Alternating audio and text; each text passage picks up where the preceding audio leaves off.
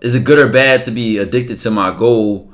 And the problem you're saying is it's impacting your social and mental health.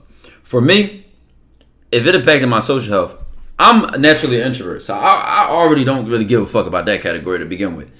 However, if you can include social health, relationship with your family, then I do care that. I do care that I call my grandmom here and there and call my pop, and that they know I care about them and that they know I love them. So I at one point was so addicted to my shit that like it did negatively impact those relationships, and I realized that me personally I didn't like that. So I had to find my balance a little bit more. Now you saying the mental health part. Your grind should not be negatively impacting your mental health. I'm gonna tell you why. Your mental health is everything, bro. It's everything. The health of your mentality, the health of how you think is everything. That's the only thing that's going to be there when you have nothing else. If I drop a video and it flop, or if I drop a video and it get 1 million views, my mental health is still there.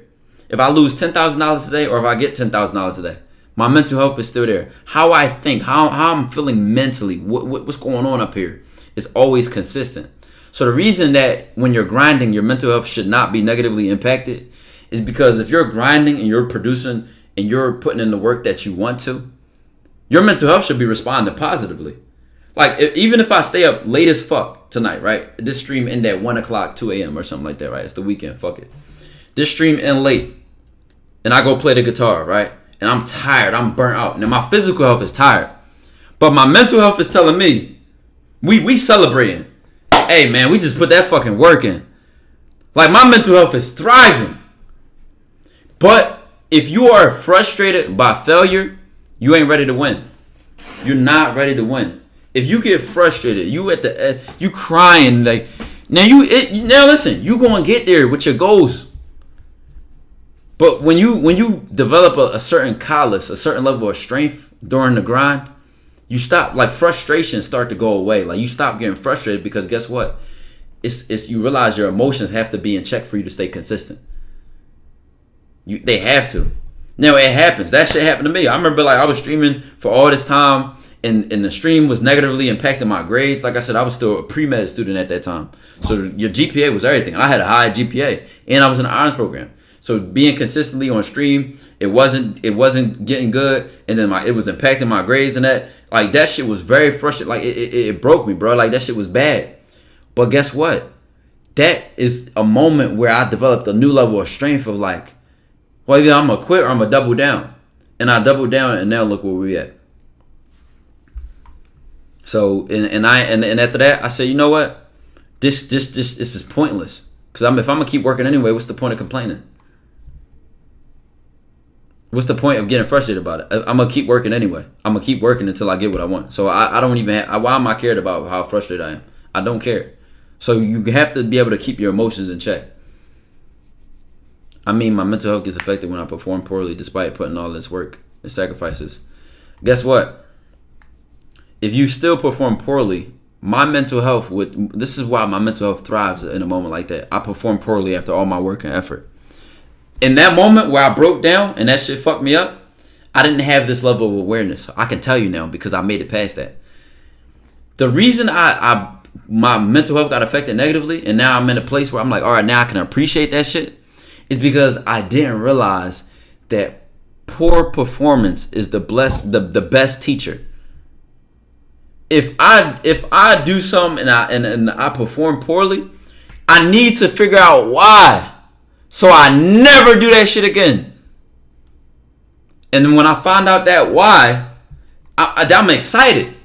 Okay, this did bad. I did bad. I performed poorly. Why?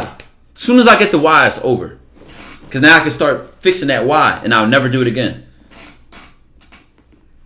You know what I'm saying? That's why now I look back like I should have actually used that to my advantage. Back then, I could have used it to get more discipline with my time management.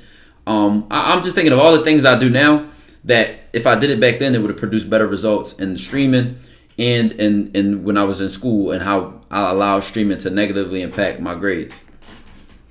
That's all I'm saying, though. This how I can look back and see that, but in the moment I didn't. And let me know if that makes sense. It ain't worth wasting your time with motherfuckers who just bring you down. Come on now. What are some jobs to get lots of bread with huge opportunity considering welding? P.S. I'm 14. That's a question that you should have calculated and asked. And this is an example of, maybe you asked me because you trust me, you think I might have something. I might have told you like something involving computers or technology or truck driving or a trade, right? But let me tell you something. If you need to work on answering your own questions, bro, I'm trying to tell y'all that. Like, if I had waited till somebody told me how to edit, if I had waited until somebody told me how to get my aim better at a game, or if I had waited for somebody to tell me how to get my footwork better in my sport, I would have never improved. You need to be on the ass of your result. Like, you need to be on the result that you want's ass. Like, you need to already know a question like that, bro. You know why? Because your next question could have been, how do I get into that field? You asking a surface level question, like, what's the best jobs? If you already know that, you already a step behind. Somebody else Googled that, found out the top 5, found out which one of these, that at least 3 of them they could work with, found out the process it takes to be qualified for that job, projected the growth in that field and area, and now they're creating a plan for how they'll get in that field. Okay, well, I'm going to go to this community school for 6 months. They got a 6-month program, and I can get it paid for if I use my parents' financial sheet. And then, or maybe I can't use my parents, so I can get it paid for by the state because the state had, like, this is how you need to think, bro. I just made that shit up. Why? Because I remember one of my homies did a trade, right? And this is how he knew every step to what he was doing. Like, he was like, the whole shit was planned out. Ties an efficient mechanical sharp, constantly and logically observing data and processing it, planning and position himself to score goals before doing it while moving from his position. Emulate him to streamline your goal. I'm telling y'all, chat, and I ain't a one trick pony. Like I said, I done did this in only, like I said, I was on some bullshit like my first 2 years of high school. So I really didn't get on my, like, in the type of state of mind until like my junior year or like the end of my sophomore year. But I did this in college. Whether I was pre-med, whether, it don't matter, bro. I like life and success and creating success. There's nothing special about it, and I hope I can show y'all that through. Okay, I'm doing it in content, but I also did it in my career when I was doing school shit. Like just look at people like fucking Shaq or like Michael Jordan, like very successful in his career in basketball, but look at his net worth. Success is not special. Like, once you get it, you got it. Like, I don't even know how to explain it. Like, you just got it. Like, you just can't flip that switch off. Only you can get in your way after that. Then you have people like, with all due respect, like Rick James. Rick James was still great, but Rick James had got addicted to cocaine, lost his voice. You know what I'm saying? Like even greats can fuck up, but it's on them. It's on them. Rick James was a ladies' man, slutting out all these different hoes. Guess what? He was the super freak. Like, they knew him. Like, so guess what? It probably was 20 bad bitches that niggas died for, throwing themselves at him a day. Had he practiced abstinence or whatever, he might not have gotten into the certain parties that he got into, or been the places that he been, and did the drugs that he did, if he prioritized the success of his career, which he still had a fucking successful career. So you can't even take nothing from him, but I'm just saying, like, look, every success is not special, and neither is failure. Like, just look at some people who have won big or lost big. You're not special, bro. Your problems are not special. No bullshit. Your opinion on the mentality Kobe and all that had and respected careers, not dropping shit is tough. You just described me, bro. He said, Loom, bro, my fucking hand hurt. You ever just don't feel like talking to bitches, so you just let the bitch go? All the time. Really, my thing is I get bored. Like, typically fast. No disrespect to any woman that I've ever talked to that may be watching this stream. But if you made it past, let's get off this topic. Sorry, boys, real circle getting small. I'm cutting down everyone. I get so much cooking right now. I'm talking to my homies.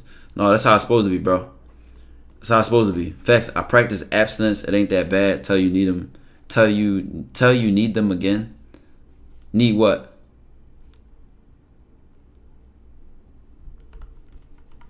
I mean, cocaine was addicted to Rick.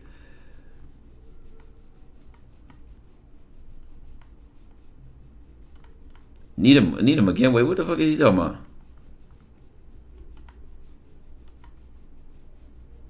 Nigga said made it past what? Oh, let's just focus on what we talking about right now. What would you do if you were sitting on 10K? Y'all know when y'all ask, this is like a typical question that you see people ask successful people, like, what would you do if you were 20 years old again and you had $5K in your bank account, or you had $1,000, or you had 10K? Y'all know what I'm talking about? Y'all know I'm right? I'm 100% right. This is a typical question that they ask. And I'm going to tell you from the state of mind it comes from. It comes from you thinking that, I think it comes from you thinking or not realizing that it's not your next move that's important. It's your move after that move.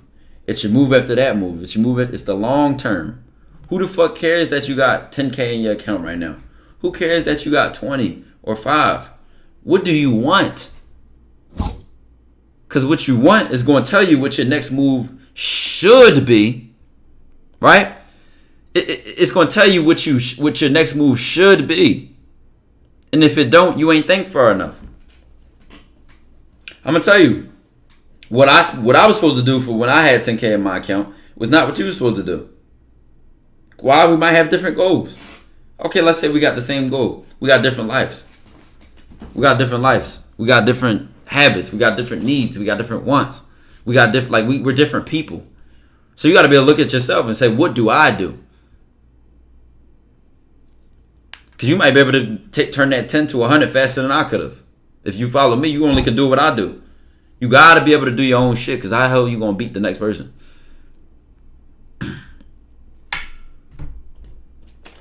Dog, you want to copy their blueprint.